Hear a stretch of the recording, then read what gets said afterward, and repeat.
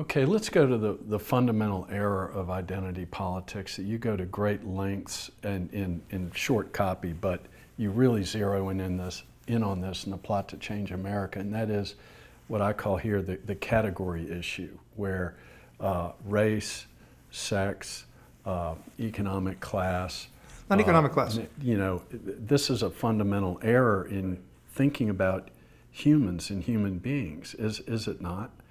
Well, they have to get... You talk about this Hispanic or Latino in great length and point and really blister that whole claim. They have to get rid of economic class as the creator of the category that is the agent of revolution or change. Because economic class changes and is very mutable. I myself have been wealthy. I myself have been very poor, so poor that I ate at soup kitchens, or I have been middle class, which is really what I would call myself today. I went to college, including an Ivy League college, and so these things change in life. What does not change is race. What does not change is national origin. Both my parents were born in Cuba, and that is unchangeable. That's a reality. Race is a reality, and get ready for the next one. Sex is a reality and is unchangeable. So if you place the agency for revolution in these categories, then you have a better chance of being able to bring revolution about. And why are those errors? Why would you say that thinking about these unchangeable categories are not useful? Well, first of all, because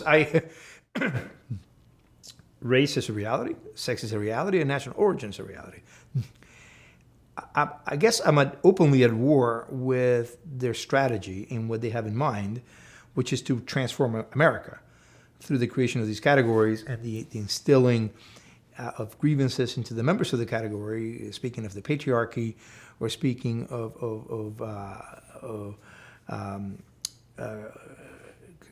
systemic racism, or in the case of climate, because climate also comes into it as one of the fronts in the war, of extractive oppression. I'm against doing that. I'm also, though less so, but I'm against the idea that these categories are really all there is. I happen to be a Roman Catholic, and that is important to me. It's important to my worldview. It informs my worldview, and yet it's nowhere on the census. The government doesn't care about it. The government says the gnomes in the Census Bureau are constantly saying, well, people are not finding themselves. Hispanics are not finding themselves in the census. Well, what about Presbyterians? What about Jehovah's Witnesses? They're not finding themselves in the census. You know, and does anybody care about that? No.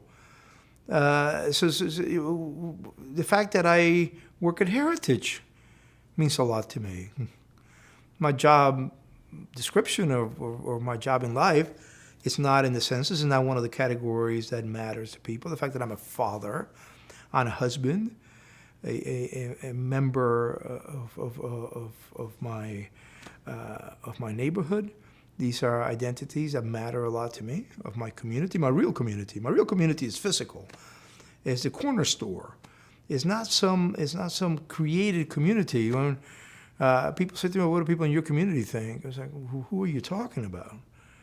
You talking about Cuban Americans? You know, I see my children who are half Cuban American once in a while, and we talk about football or baseball. Or we talk about our issues of morality. Or we talk about, but we don't, you know, it's ridiculous for anybody to expect me to be a spokesman for all Cuban Americans, let alone Hispanics. That is just ludicrous. And yet, especially from Grutter on, the racial preferences of affirmative action were based on that idea that diversity is a state. The state has an interest in diversity in the classroom, which means, if you follow its logical conclusion, that people will be ambassadors of their categories. That people are expected to, when they join, if diversity matters in a boardroom or in a jury room, then that means that people bring in, when they come in, They come in qua African Americans or qua whites or qua Hispanic Americans. And that is a ludicrous idea. People are minorities of one. And I'm not denying local culture. I'm not denying the impact that being a Cuban American has on me. Or people who, for example, I went to college in Boston. Being Irish American was very meaningful to many people there. Being Italian Americans, when I came to the United States in the early 70s, being Italian American was very, very meaningful. It's very meaningful today to people in parts of New York that Volpe is doing so well as a shortstop for the New York Yankees. But this is carried to a ludicrous extent by the proponents of identity politics, and for nefarious reasons.